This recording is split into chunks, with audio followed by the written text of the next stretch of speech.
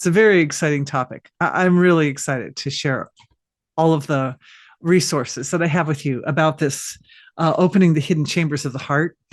Good stuff. So, yeah, let's just go ahead and we'll dive in. The first thing I'd like to do is um, give a brief description of what is energy healing for the newcomers, and then we'll go into 3 minutes of silence, and then we'll do today's topic.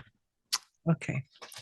So energy healing is a process of using consciousness or awareness, using our awareness to produce influences within its own field, right? Awareness interacts with itself. And when it interacts with itself, it does things. It like takes on certain shapes and qualities and colors and functions. And when awareness does that, it impacts the shape of the nervous system. So thoughts and feelings all impact the shape, the actual neural connections in our brains. And we shall see today in our whole physiologies. But anyway, so consciousness affects matter pretty essentially through the nervous system. And the nervous system is our filter for understanding reality. So reality is big, right? It's vast. And our filter of our nervous system and our senses of perception, they cut out more than they let in. So, what we find is that sometimes life just seems really mysterious or confusing, or we get sick and we're not sure exactly what are the mechanics to get better and so forth. So, energy healing comes in to fill that gap. It's like a map, it's like having a good, reliable map that you can depend upon to help you navigate through the most challenging experiences in the material field. And it leans a lot, energy healing leans sort of heavily onto the spectrum of experiences that are possible in the human physiology, all the way from the gross sensory experience of this material world, all the way into the silent source of creation. So energy healing is using that entire range of the potential and capability of consciousness. That's why I so deeply appreciate all of you who are here, and so very many of you who are here, who have experience in that field, and you're already on it. So from there, we can go lots of interesting places, and we shall today. But let's go ahead and start with our 3 minutes of silence, because taking that moment to actually allow the awareness to fathom the spectrum of consciousness all the way from the dense material level all the way down to the source of creation is a good way to start an energy healing webinar. I have some people who say, oh, could we go longer than 3 minutes? But there's so much to talk about and do together as well. And of course, these webinars are about the experience of energy healing. So we're really going to get in and have some fun times with that experience. Hi, I see nice questions coming in the question and answer, comments coming in the question and answer box. Try to reserve questions for the end, and we'll see how all that goes. All right, everybody, let's go ahead and close our eyes. I'll let you know when 3 minutes is up, and be sure to take a minute to gently, ever so slowly, to open the eyes without uh, in a way that allows you to draw some of that quiet inner experience out to the surface. All right, let's close our eyes.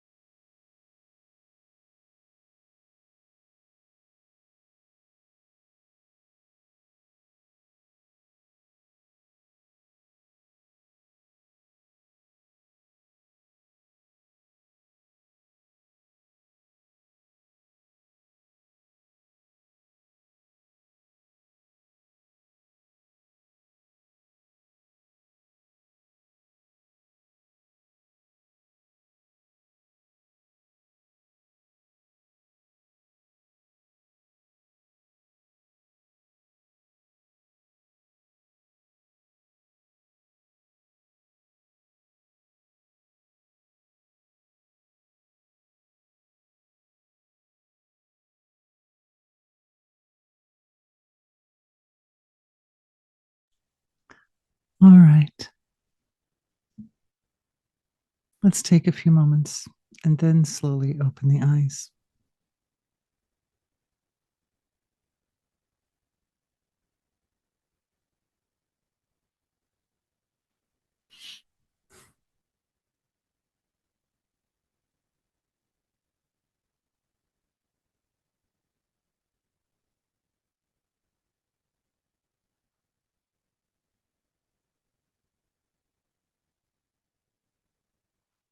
That silence is so luscious.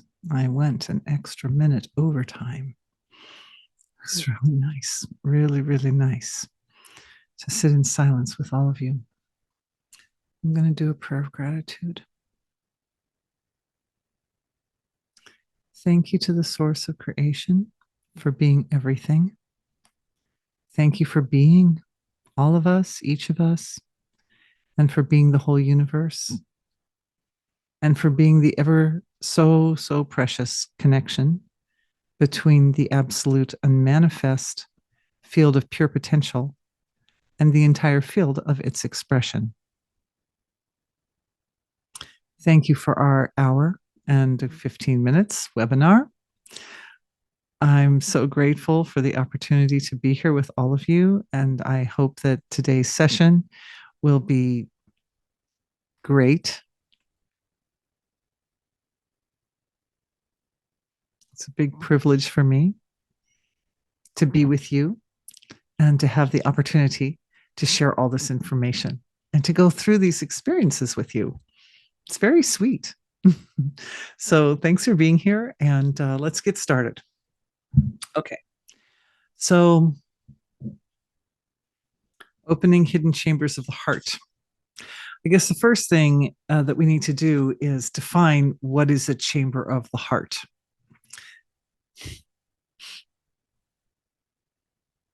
The heart, when I talk about the heart, I'm not just talking about the four chambers of the physical heart. I'm talking about the whole energy field in the chest area. In Vedic science, these three main energy centers are considered the head area, the heart area, and the gut area. And the heart area is really interesting because all of the systems in the chest area are involved with unifying or integrating, we could say, or uniting individuality with universality. The small self with the big self. All parts of the body and all systems of the body have the potential to support the evolution of small self into big self and the integration of big self with small self. But the systems of the chest, the respiratory system, the immune system, right? Because the thymus is right there, and the circulatory system, obviously, all have unique ways that they support that process.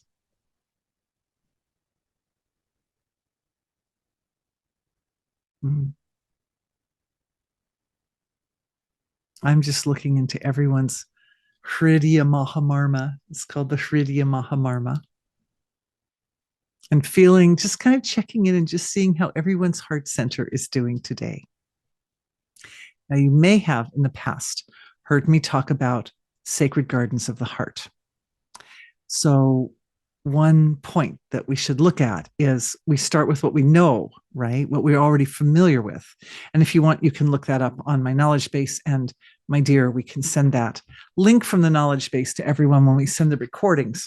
If you don't have time to, you're so busy looking at my pretty face that you don't have time to look that up right now. That's okay. The point is that sacred gardens of the heart are structures that are produced by the unification of individuals. They're born of relationship. They're born of relationships. So every relationship that you have has its own sort of unique space within you. And I've been talking about those for years and years. So I'm sure a lot of you are really well familiar at this point. Chambers of the heart is a little different. The whole heart energy center has this ability to resonate with qualities or values of intelligence that are unique, like unique, specific qualities of intelligence. We could call them richas. We could talk about richas. That's another term. So let's get this term going too. Richas are impulses of creative intelligence that emerge directly from the source of creation. So the source of creation, you can imagine, is like this fountainhead that's flowing all this information out into the creation. And for he who is awake inside, yo jagara tamricha kamayante, for he who is awake inside, the richas, the impulses of intelligence in the universe, seek him. They seek out that person. And when the richas arrive, how do we know them? They resonate in the different energy centers of the body. That's how we know them.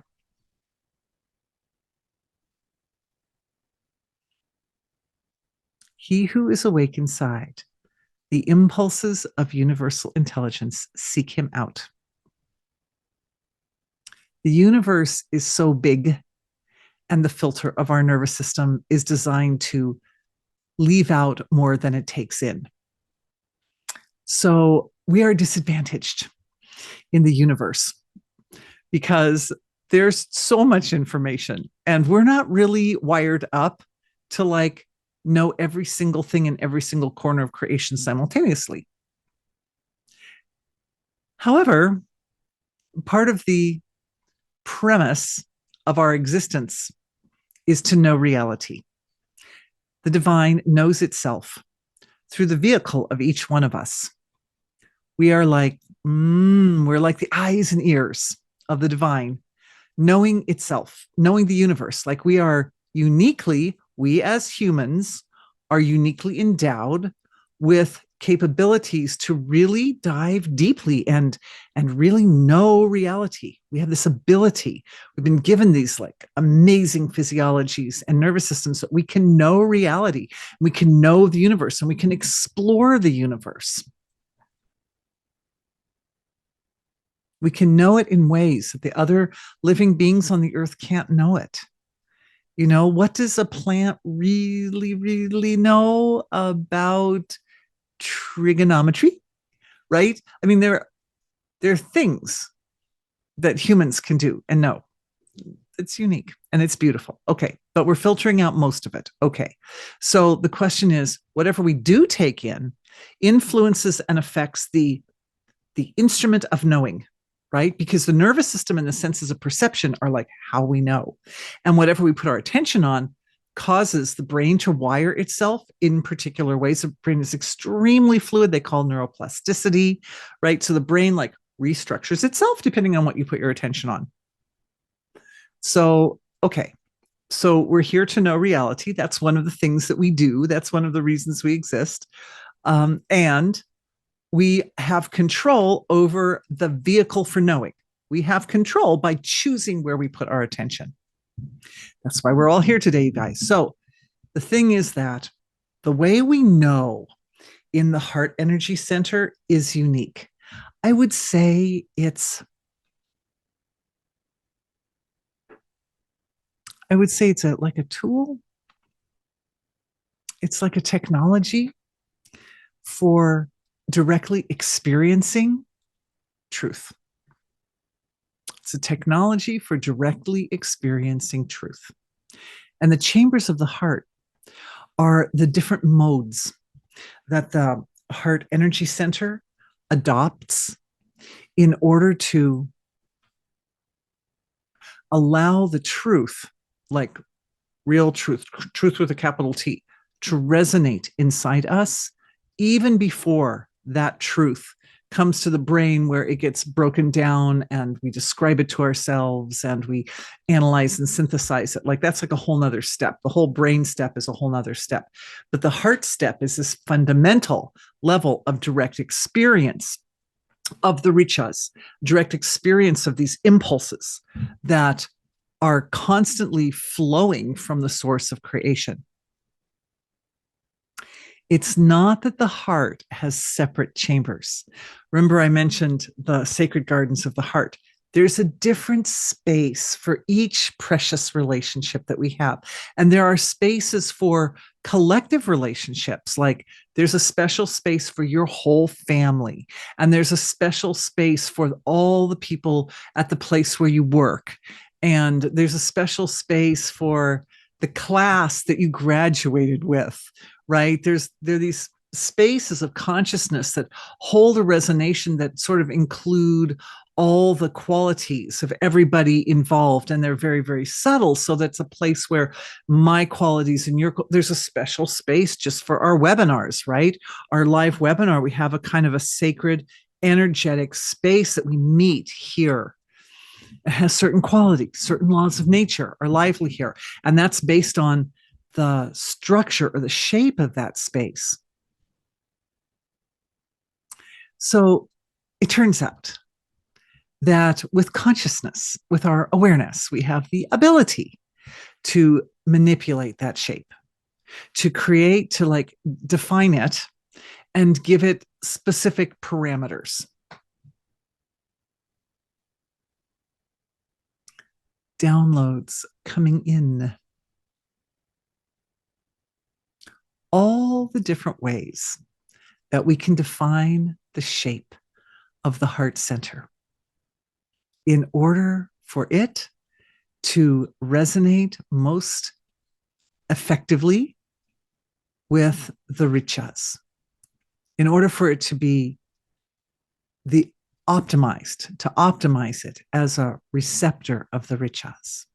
And what we're going to do, I'd like to start off now with a little exercise, because I think experientially it all will come together, right? If we go through the experience of it. So the first thing we're going to do is a little exercise that we've done in the past. So I think some of you are quite familiar with it, but we're going to do it again from a completely different angle. And that's the one where we put our hands over the heart center. And we're just going to take a moment to feel your love. Feel your love. Feel your sweetness. Feel that fundamental energy frequency that allows you to activate your own healing potential. And that is the unconditional love of the Creator, basically, which is found in the heart of each one of us. There's a saying my son brought to me just the other day because we were talking about this. He said that there's a saying in Christianity that there's a hole, the shape of God, in everyone's heart. And if it's not filled with God, it'll get filled with something else. so in Christianity, best to fill it with God, that hole. But really, really, really, there's a very kind of unique and special connection that we have with the divine through the heart energy center. So I just want everyone to have a moment to enjoy that. And this is the connection. Remember, I was saying all these organs, they connect from individuality to universality. So part of what's going on here is this sense of oneself as individual, and then there's the field of universal, and the connection gets made right in this area in different ways through the immune system or the respiratory system or the circulatory system, but it's all good. Even like the shoulders. And so, and the nurturers, the breasts are the nurturers. It's nice to just be in the space for a moment because it's very self-nurturing. And it's self-nurturing in a way that's balanced, I would say, and holistic and like wholesome, innocent, innocent, wholesome, appropriate, like that. All right. Now we're going to take this in another. Is everybody okay with that? People are doing all right with that exercise, and you felt it, and it's okay. Yeah, we've got some hands coming up. Okay, good job, everybody. Good job. Oh, many hands going up. Very good. Very good. Thank you. Thank you. Thank you for the feedback. You're so adorable. Oh, one lady's saying, why bring up Christianity for those who do not consider ourselves Christian?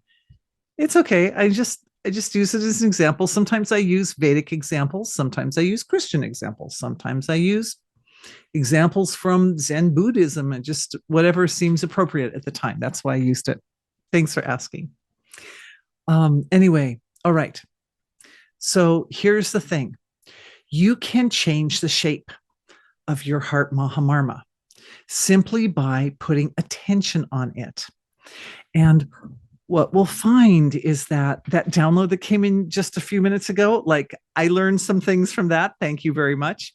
But the point that I want to make here is that if we open it up and make it as big and round and full and like symmetrical as possible.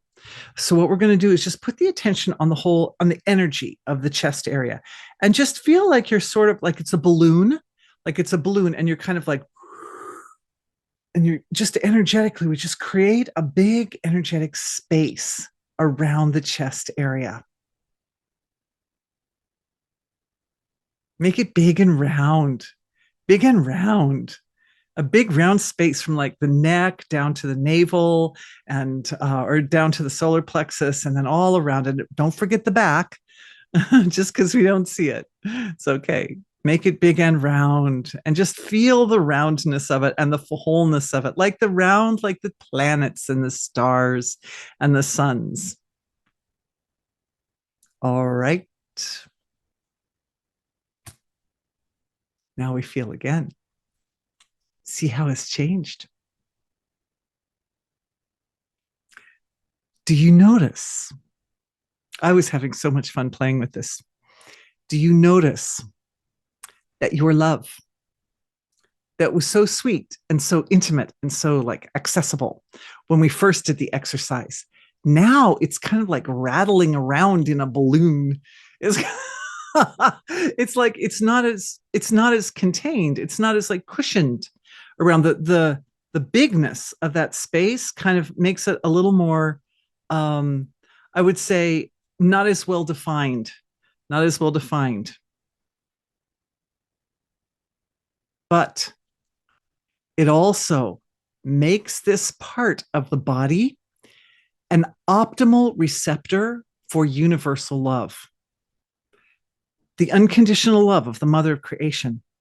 It's like your chest has been created into a node in the web of life, and it acts like a magnet for more cosmic information, more cosmic forms.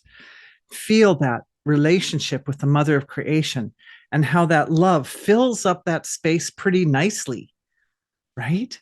Like my individual sense, oh, I love myself.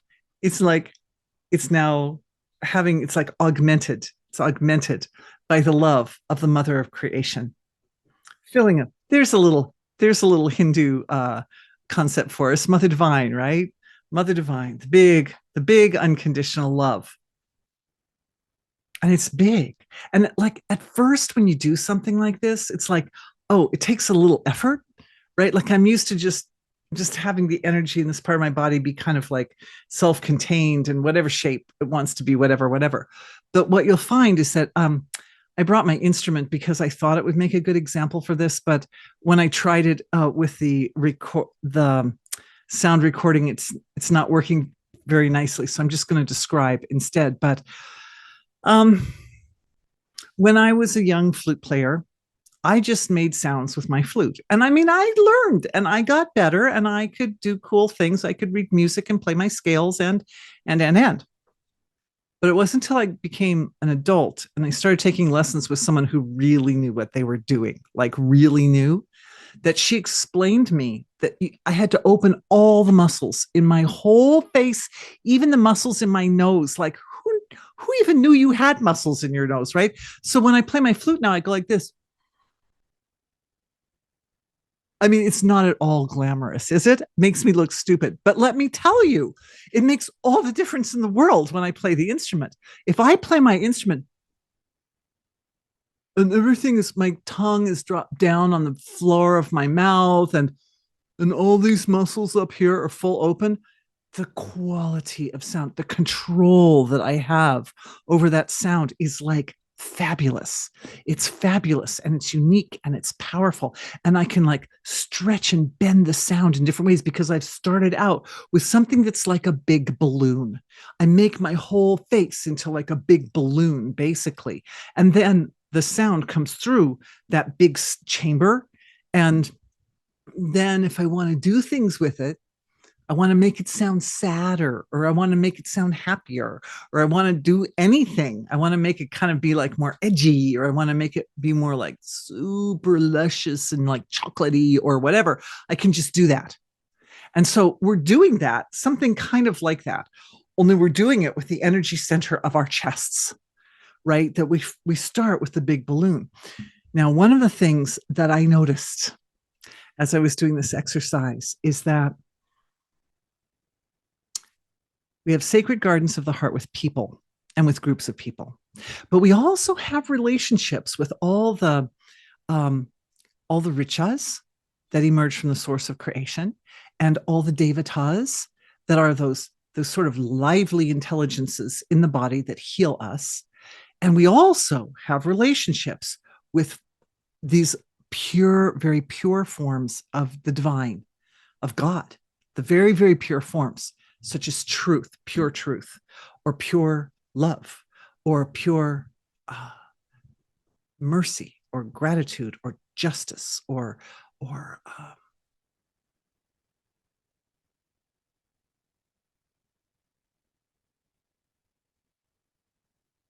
just wholeness, just wholeness. And what I found was in the balloon state that when those qualities, those godlike qualities, those qualities of the divine directly resonate in the balloon, it's so full and it's so bliss. It's so blissful. It's so full. It's so beautiful. So let's just take a second. Let's just take a second and puff up the balloon a little bit, make it full all around the energy center. And it's just like, this is like, I know what you're experiencing, because this is what I experienced when I had to learn to open all the muscles of my face when I played my flute, right? It was like, at first I was doing it, it's like, oh gosh, I really have to think about what I'm doing. But now I don't have to think about it. Now when I pick up the flute, everything opens automatically because I put in my hours. So it's the same here. It's like we're learning to manipulate the energy qualities of the body in a way to get very, very specific results, right? So let's just open up that balloon nice and big and round, like a sphere. And then allow pure truth. It's like you just ask the creation, you ask the source of creation to become present as pure truth.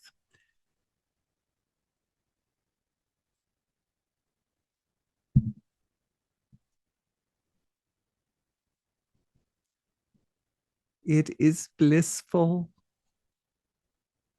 I find this one, I experimented around with a bunch of them, but this one to me is so blissful. It's so blissful. It just creates almost rapturous bliss.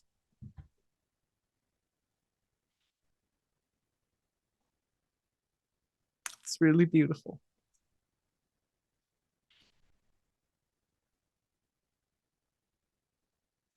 Ah, we have one of our attendees is saying,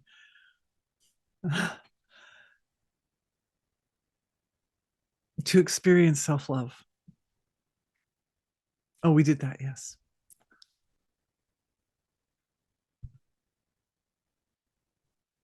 Oh, this is such an important question, which I thought through the answer. Here's a question about the exercise. When focusing on the heart energy center, which aspect of our bodies does it connect to us two, the causal, astral, emotional, etc.? my experience, astral all the way through etheric. So, like the whole spectrum from the astral body, which is where we're just comprised of threads of consciousness. So, all the meridians, right? The meridians go, the meridians also fill up and become nice and full and big. And from that cord of light that's right in the center of the chest, it stretches big, and it can stretch open, open, open like that. And our astral bodies are so flexible. Now, our brains have neuroplasticity, but the astral body is like super plastic, big and full, big and full, big and full, all the way. And it affects all the way to the etheric body as well. In fact, it has a subtle effect that goes all the way to the physical body as well. And you will find that just like when I play my flute with my face open and I get beautiful sound, so opening this part of the self up allows the physiology to start to function in a more robust manner. It creates a condition that allows the resources to come to all the organs of this area, organs and systems of this area of the body, to make them strong. Better posture and stronger circulatory system. It'll help clear out the arteries and the veins and arteries if they start to get clogged up with plaque or something. It's like it has this effect of creating efficiency in the respiratory system. Great efficiency. Great nourishment to the body with very little effort.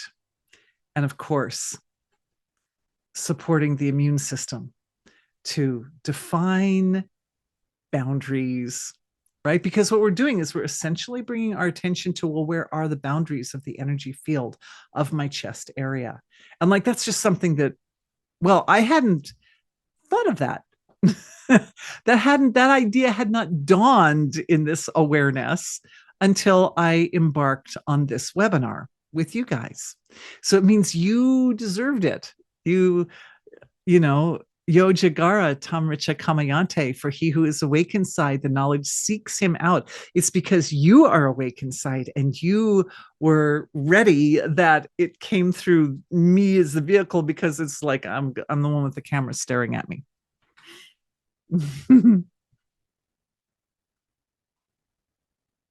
It's a very nice, big, full feeling. It's a big, full feeling. And you can, like a balloon, you can shape it so that it's more truncated at the bottom and more big at the top. Or you can shape it so it's more truncated at the top and more big at the bottom. Can start to play a little bit with that shape. And that's okay too, because the different shapes are going to resonate with different laws of nature. Anywhere there's a truncation, there's going to be a collapse back to wholeness. When it's big and full, it's just wholeness, the presence of wholeness in all parts. But when you start creating a collapse, then we start having parts that are more expressed and parts that are more unexpressed. And that's also beautiful, because that's like a more dynamic form, right?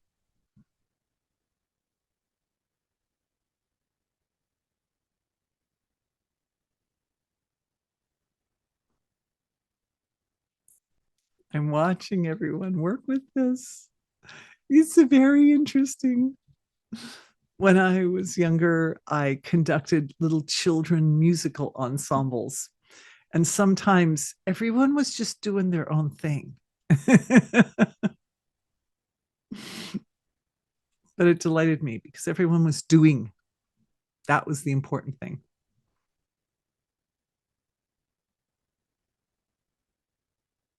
It's a download for everyone. How to work with that energy field of the chest. And how every stroke of your interaction with your own energy field is an act of devotion to the divine, is offered back to the source of creation with all gratitude and love and appreciation and joy. So the qualities of the divine, as they're found resonating or taking up residence, you could say, in the fullness of your heart center, all of these qualities, especially I would say I was working specifically with the qualities of dharma, right? So truth, love or compassion, purity. Purity, there's one. Putting in purity. Mm, mm. And when purity goes into that nice, robust, full shape, it has a beautifully transforming effect on the physiology and on all those layers between the astral and etheric body, right? So, mind and emotions, color of the energy field of your physiology. We put purity and everything turns to this bright, white, angelic color. You can do it. Chambers of the heart. One dear friend, one dear friend sent me an article in preparation for this webinar. Unfortunately, he's at another event this weekend, so he can't join us, but he'll check us on the recordings. And the article was about, so interesting. Tom, also, can we send the article? The article was about how the brain processes thoughts holistically. And it's not, the importance in the brain is not the connections or the natures of the connections. It's literally affected by the shape of the head. This is like it's some new discovery, some fairly new scientific discovery, but that the shapes of people's heads is a determinant in how they process their experience, their perception, understanding, how they analyze and synthesize information. Absolutely amazing. Absolutely phenomenal. And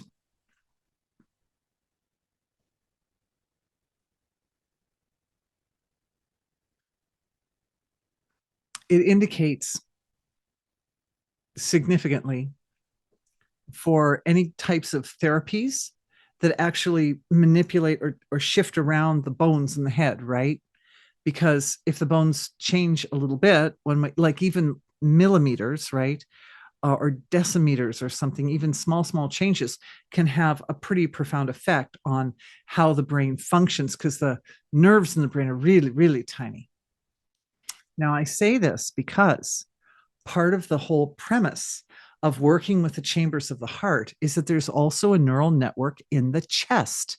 Like there's this really thick neural network around the heart, around your physical heart. So it goes to reason, it stands to reason that the shape of the tissues, the shape of the chamber in which the lungs and the heart and the immune system sit will have an effect on how we process information and how we understand reality in the context of the heart energy center, or we could call it the heart wisdom center, the wisdom of the heart.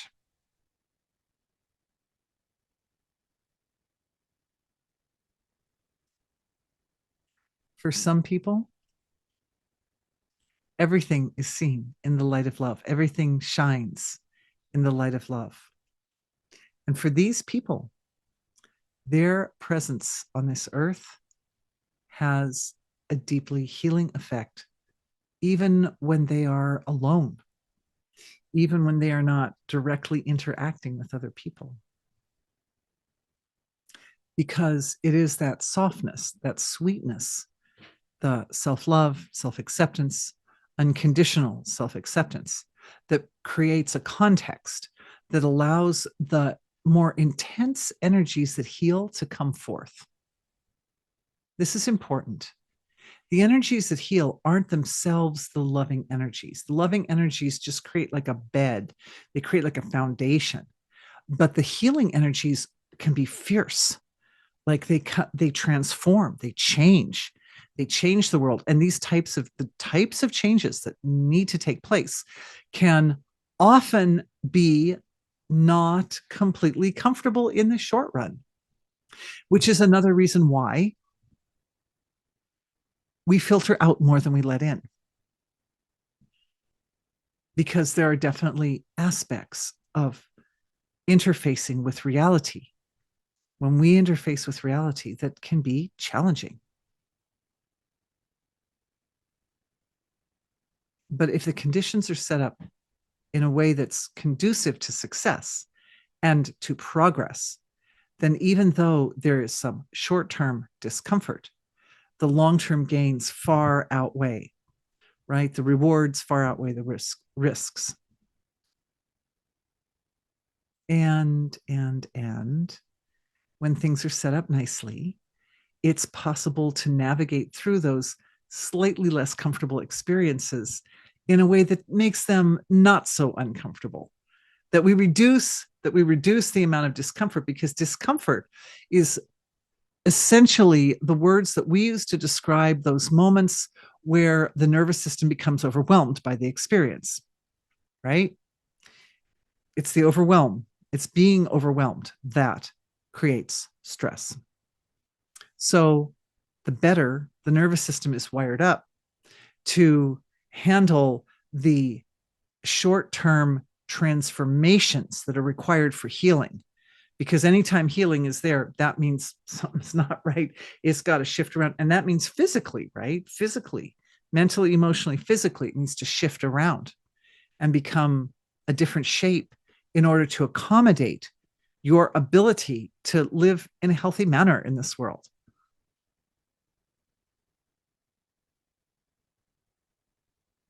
That's the experience that we are aiming at in this energy healing session by working with the Heart Energy Center to optimize. We want to optimize that experience. We want to get into that point of the healing experience.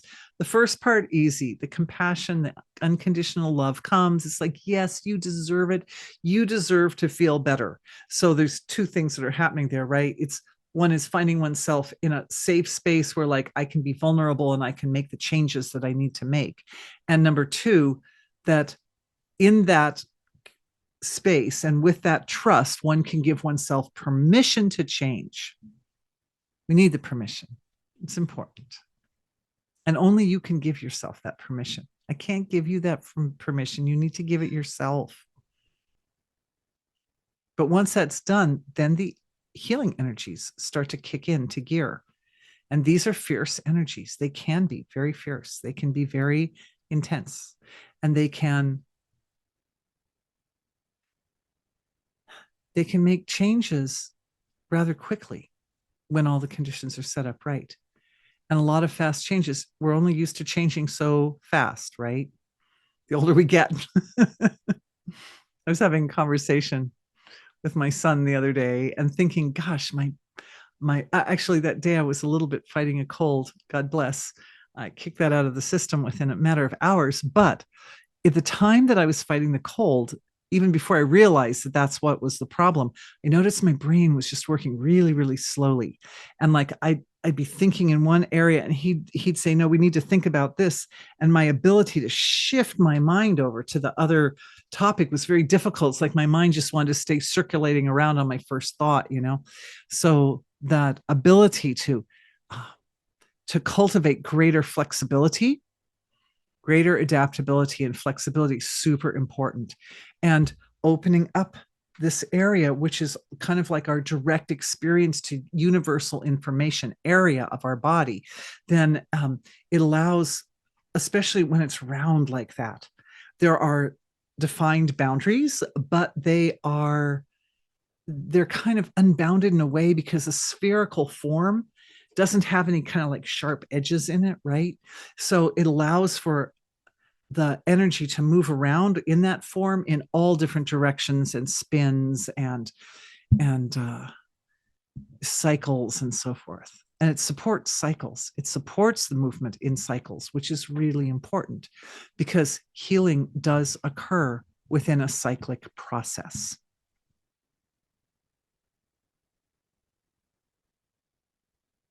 One of the things I'm noticing, and I've been noticing since one of the downloads that came in earlier in our session, is that the spherical form can also house sacred geometrical forms such as the flower of life. the seed of life, the flower of life. Um, what is it? Metatron's matrix or something, the matrix of Metatron. All these forms in their multidimensionality fit really, really neatly into the circular form. And so all sorts of sacred geometrical structures can be produced at the astral level of the body, and they can go into that circle. So if you need protection, there's a protection matrix. If you're gearing up to manifest something, there's a manifestation matrix. There are many different types of matrices, which I have listed on my knowledge base. Maybe Tom can send that link too. I've listed a bunch of matrices there that I learned about early in my healing time, and I confess I haven't been back to that page on the matrix or sacred geometrical forms for a really long time. So I'm not quite sure. Maybe I'll review it before I send out the link to everybody. It's been a while. Matrices provide stability. So we have a circular, you can imagine something that's like the shape of a perfect sphere, but the whole inside of the sphere is a mirror. Okay, so it reflects. So everything, it's like being in a hall of mirrors, only it's like a sphere of mirrors. So it's really all the self. Whatever you put in there, that's what's there. So the thing about that is it doesn't have set or specific boundaries. So that's why bringing a matrix in that accommodates the space, but also provides a little bit of context is very, very nice. And it's very stabilizing, and it supports your ability to, and crystals. Oh, thank you. Did somebody just think about crystals? Because yeah, matrices are essentially crystalline forms, but made of consciousness, made of the threads of the astral body. They form together nice shapes. Download. Everybody.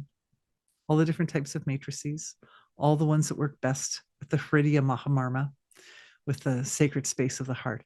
Oh, I was saying about the article about the brain, how the brain will process very holistically. And like the heart does that too.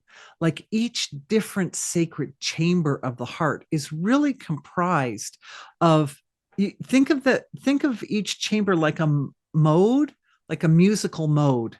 You have one instrument, but it can play all the notes.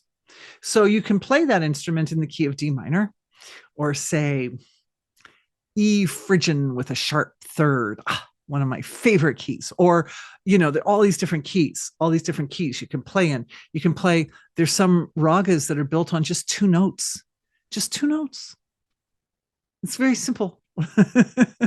And of course, there's a pentatonic, which just has 5 notes. But any one of those 5 notes you play, they just sound so lovely together. You cannot go wrong with the pentatonic scale, whether major or minor. So the brain is a little bit like that. The heart is also like that. The heart energy center, that the different chambers of the heart are really different modes of the heart energy center. The whole energy center takes on a certain shape that is designed to cultivate and support whatever laws of nature are lively at that time. So at each moment in our lives, because we're experiencing our lives kind of moving by in a sequential unfoldment, and in each moment, new laws of nature are present. And you can imagine that if the source of creation is an infinite flow, it's infinitely producing these richas, right? These impulses of intelligence, that the impulses that are being produced right now, today, August 11th, 2023 at 8:23. Oh, that's interesting. Anyway, the numbers are aligning. The laws of nature right here, right now, in this moment, they're going to be different. The impulses of intelligence are going to be different now. than they were 500 years ago or 3,000 years ago or 40,000 years ago.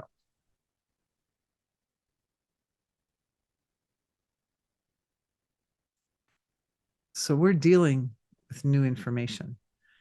Always there are sequences of patterns, and always there are similarities as the cycles roll by.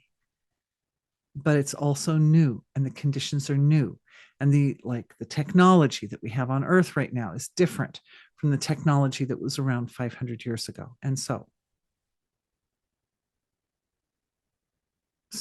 the heart has to adapt. And the space in which we as individuals are accommodating these laws of nature right now has to adapt. You cannot go wrong with a spherical shape. It's a good shape. You get the web of life, you get the flower of life in there, flower of life matrix in there, in that spherical shape. As I think it's a 64-point matrix when it's puffed out into its multidimensionality. You can do it as 32, you can do it as 64. But it's really full and it's really stable. And it supports whatever laws of nature are arriving at any moment. It's like a universal formula for success. And it supports all that energy that's coming in from the richas, from the source of creation, all that intelligence and creativity. It supports it to be applied to uphold health in this part of the body. So one of the things about today's webinar is that it aims as a healing balm for the circulatory system, the respiratory system, the immune system, also the musculoskeletal system of the upper body, the whole thing.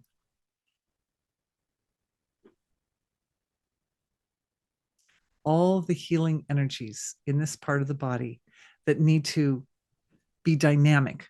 They need to work with dark and light together.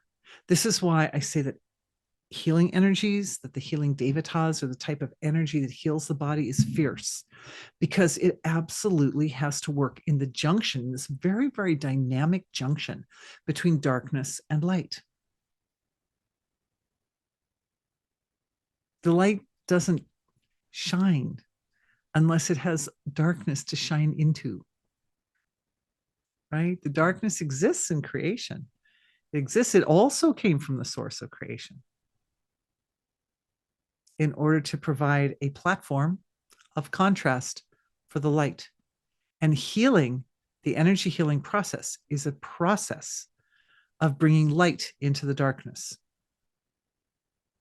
And just like learning to play a musical instrument where you do the same thing over and over and over and over and over and over and over again. We do this thing. We are made. Remember, I said at the beginning, one of the reasons that we exist as humans is to be the point of appreciation of the universe. We are these like wonderful, sensitive, and the way we're wired up, we have this ability to look deeply into reality and to see and to understand. We understand things. We are also wired up to shine the light of our awareness into the darkness of ignorance.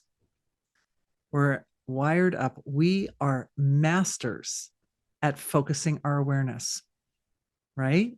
Like you don't even have to think about it. You just focus your awareness where you focus it, because we've been doing it since birth, and we were made to do that. And wherever the awareness shines, it brings the light of being, and it illuminates whatever it looks at. And if that area is an area that has been unattended, it's like a dark corner somewhere, then when we put our awareness, it's like going in with the cleaning supplies. It starts to clean it up.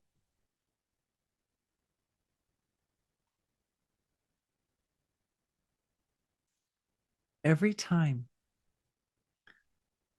we interact with a new set of laws of nature, or we could say when we interact with new richas, every time we interact with these impulses from the source of creation. It's like we create a new chamber in the heart.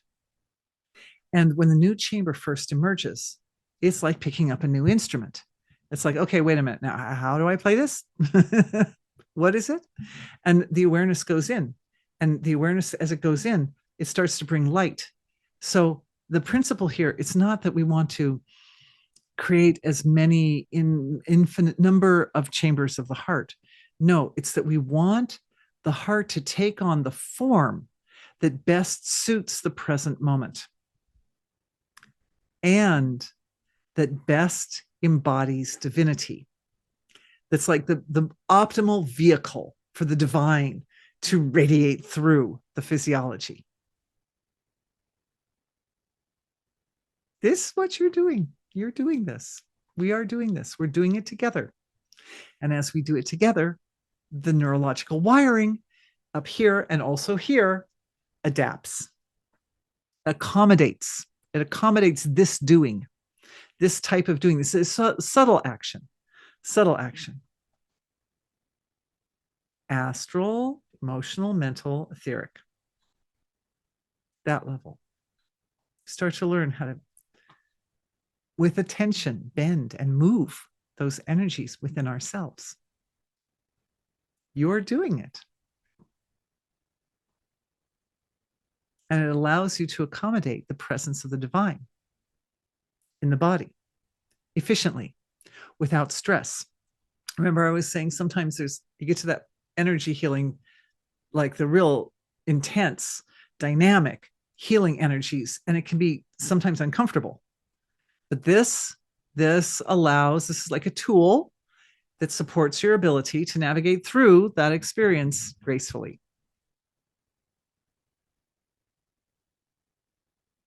Because you know what you're doing. Before, like, who knows? But now we know. And we still, even when you don't know, you still have to play the instrument. If you go to band and you don't know how to play your instrument, you got to sit there and you got to at least try. Right? But when you know what you're doing, you go there and it's so much more fun. It smooths the path. It smooths the path of transformation.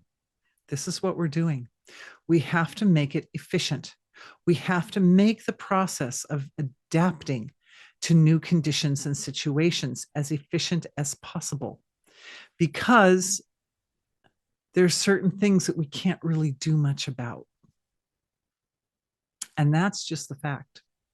That's just the fact. I was emailing back and forth with a friend in Poland today, and she's very sensitive to electromagnetic frequencies. And I had suggested to her that it's possible to adapt the electromagnetic field of the physiology to be less negatively impacted by the EMFs.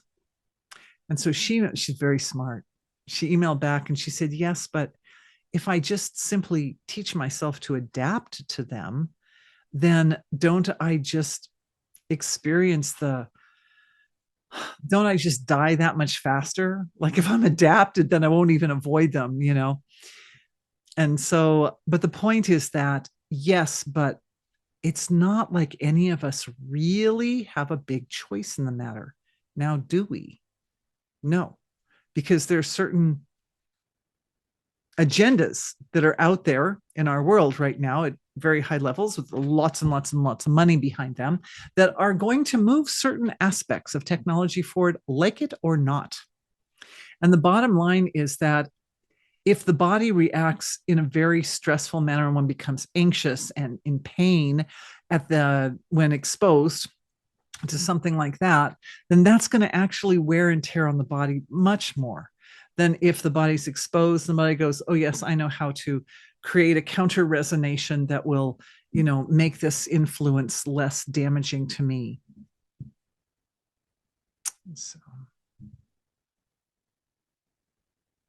we're working with the laws of nature, whatever laws of nature are here at this time on Earth, and how we adapt.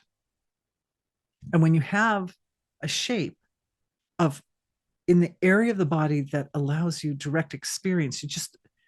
It allows you to understand your experience.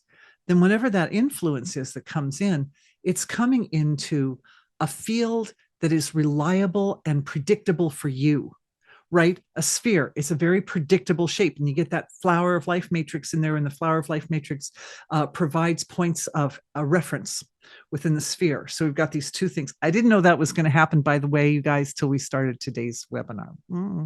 Yeah, that's you. Anyway, yeah, the matrix inside the sphere. But the point is that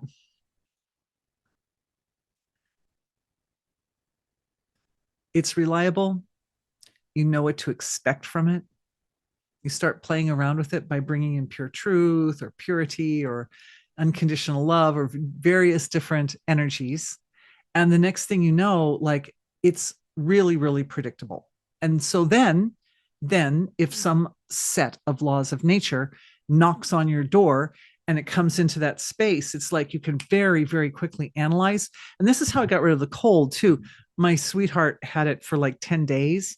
And I'm like, yeah, don't let me get that cold because I've got a webinar coming up. I don't want it. Oh, what do you know? 2 days before the webinar, Dorothy's starting to not feel her best. But I use the protocol that's on my knowledge base. I always use that when colds come, and it really works. It really works. And it works very similarly to what I'm describing to you now, is that I know what the energy frequency of Dorothy feels like. And I know when a virus has entered my body that it's got its own energy frequency, it's got its own personality. So I go in and I isolate that, I locate it, I look at it, I'm like, I see you. And then seeing that energy signature of the virus, I determine what is the karma. What am I supposed to learn from this virus? And what's the virus supposed to learn from me? And we do an exchange. And then it goes right here to the thymus, to the head of the immune system. And the thymus is informed of the energy signature of the virus. This is a very important point. The thymus is informed of the energy signature of the virus because it's the energy signature that opens the door for the immune system to define the DNA of the virus. And as soon as your immune system sees and understands the DNA of the virus, it immediately starts producing antigens to get rid of the virus. So rather than waiting 10 days to get rid of my love, next time, maybe there won't be a next time. But yeah, instead of waiting 10 days to get to that point, you can do it in a matter of minutes. You got to take extra rest. Take extra rest. Okay. I'm looking at the clock. I'm 6 minutes past question time, and oh, so many questions came in. So, okay, when I focused on the heart energy center, which aspect? Oh, yeah, we did that one already. Okay. I just feel the warmth of my hands. Is there something specific I might or should feel? Okay, so for the anonymous attendee who did this exercise for the first time, I was like, oh, I feel the warmth of my hands. That's great. That is absolutely the first step to success with this exercise. This isn't, yeah. I'm trying to think if there are other places on the internet where I'm offering this exercise other than the workshop, which is kind of, well, it's filling up at this point. I don't know if there's going to be a lot more openings in the workshop, but anyway,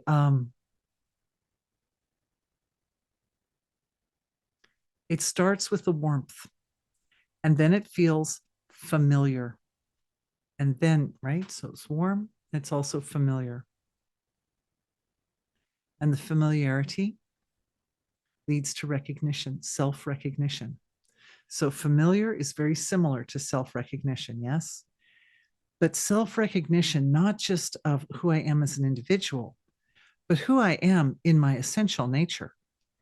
And anytime you see your essential nature, or anytime you see the essential nature of someone else, you cannot help but love that, because that is the divine made into flesh. And it's really, really special. It's really, really beautiful. So this is an exercise I do every day. Not before, I wasn't doing it with the balloon. We'll see how it goes with the balloon henceforth. But this just in itself is so comforting. It's so comforting. It's like it creates a feeling inside that I am safe to heal. I am safe to be as vulnerable as I need to be in order to allow those healing energies to just drive through my system and make the changes that need to be made at this time.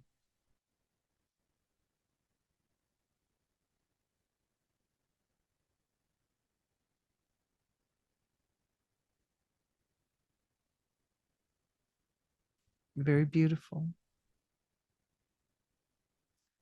How are the shapes understood by us? Do we understand these dynamics as a collective? Well, um, as an individual, I think everybody's basically familiar with the shape of a sphere, of course. And but I think the deeper answer to that's a superficial answer. The deeper answer to your question is that it's a matter of using attention to define the boundaries or limitations of that sphere. Just, I would say, feel it. I would say we feel like a sphere of energy. You make a sphere, you feel a sphere of energy around the chest area. Do we understand these dynamics as a collective? Well, I certainly hope that we in our healing collective do understand this. And of course, as new information like this comes forward, it is picked up at a collective level. Remember, Yojagara Tamricha Kamayante, he who is awake inside, the knowledge seeks him. So we're as a healing collective with, it's about, I don't know, 100 people here. We are attending to this energy and we're attending to this situation. And that as we do that, we create a little node in the web of life where it's like, oh, everybody's focusing on this thing. It must be important. It's interesting. And as it becomes integrated in our own physiologies, then our physiologies become beacons, or like musical instruments, we become the expressors of that frequency of that knowledge.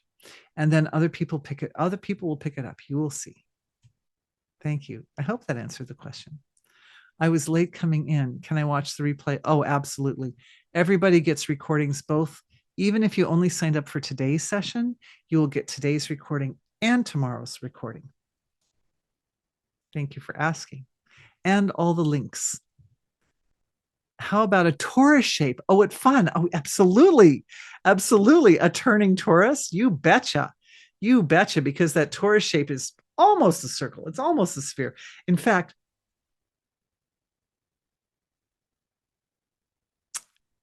definitely stirring the bliss. It stirs the bliss. It's very nice. Very nice. Thank you for offering that. I love it. When I do this exercise, I can get a shape to grow. But when I ask for pure truth, I have a tightness in my throat and then cough. How can I help it move through? Oh, good question. I feel that the tightness is like it's connected to this feeling of I don't deserve it. I don't deserve it because I know you know what pure truth is, because it's that deep inner silence, right? It's one of the forms. It's one of the forms of the divine in creation. It could be that for the lady who asked this question, this is a person who feels very, very, and I'm kind of going to describe it a little bit because there could be others here in our group who have similar. It's a very, very refined perception, very deep experience of everything to do with energy healing. And so, an energy. And so I think what's happening is that, and also very intelligent. And so I think what's happening is your being just wants to kind of take it one step at a time. And so you create the field of wholeness, and your being knows that your body would become overwhelmed if you try to do too much with it too fast. So you create the space and just allow yourself to sit with that space until it's fully integrated. Then when it's integrated, your body will let you bring in impulses, or I would say expressions of divine intelligence. But it's fine. it's not a bad experience. It's really an indication that you're doing this on a very deep level, and you're exploring it really, really to a fine degree. So I'm really proud of you. I think you're amazing. Thanks for asking. Is this like self-referral? Yes. Innocence. Oh, thank you. Yes. Yes, it's like a folding. Consciousness folds in on itself, and innocence is such a beautiful quality. You just see how innocence feels in there. Oh,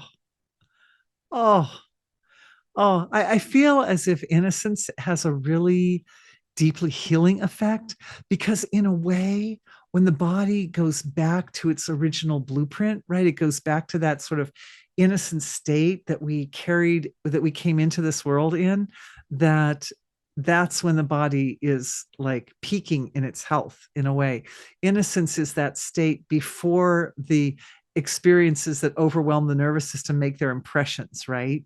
And so, oh God, I love that. Yeah, thank you, thank you. That's one, you guys. That's one for the homework assignments right there, because we're coming right up on our minute. Can you give examples of what you are speaking about? Oh darn, I'm not sure what I was speaking about at 8:14. Sorry, please forgive me. Um, we can come back tomorrow. We shall look again. Um, could we do a healing to diffuse the immense emotional weariness and fatigue? That level of feeling, that the overwhelming experiences that give rise to that, I feel they have to do with coming at the process of bringing light into the darkness again, again, again.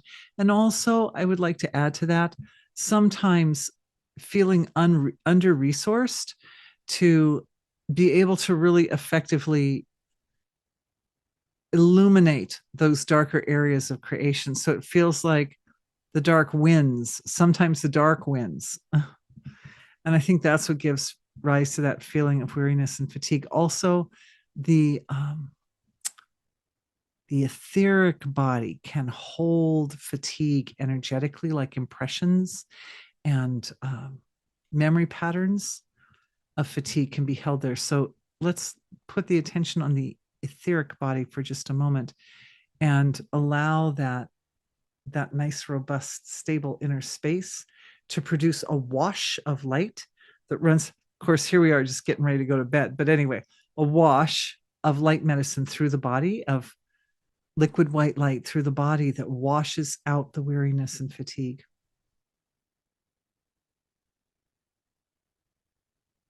You just wash it out. It's in the etheric body. It kind of gets extracted from all the tissues of the etheric body. It gets into that cord of light, and it spins down through the cord of light and is eliminated. You feel it gathering from the whole etheric body, coming into the center. And then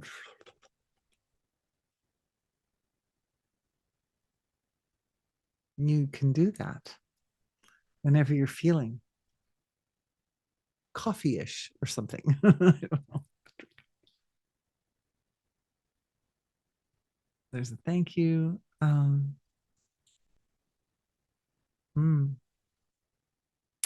Okay, there's a point about phrenology. Yeah, I was thinking that too. I think what I'd like to do, though, because we're over our time and a lot more questions are here. Let me just dig through here. Metatron's cube, thank you. Yeah, there's quite a number of questions. Oh my gosh, probably 10 more questions. So I'm going to have my sweet husband, who is my assistant, print off the questions. And tomorrow we'll start with questions. And well, maybe we'll do a review of the exercise too, just in a more kind of compactified form. And so that will be really helpful too for everybody. And thank you guys. Thanks for all the really, really intelligent, interesting questions. I really appreciate that. And I appreciate so many people joining me for this session. I think maybe it was a good name or something. Anyway, it's really sweet to be with you. And I'm grateful to each one of you for coming and joining me for the session, and all of us in the sacred chamber of the heart that all of us occupy here. that each person who steps in is blessed to the highest. And yeah, I'm really grateful. And it's lovely. It's a privilege and an honor to be here with you. So thank you all very much. And I will look forward to seeing you tomorrow, many of you. And for those who can't make it tomorrow, I look forward to sharing tomorrow's session in terms of a video and links and everything. So wishing everyone a beautiful weekend. Thank you. Bye-bye.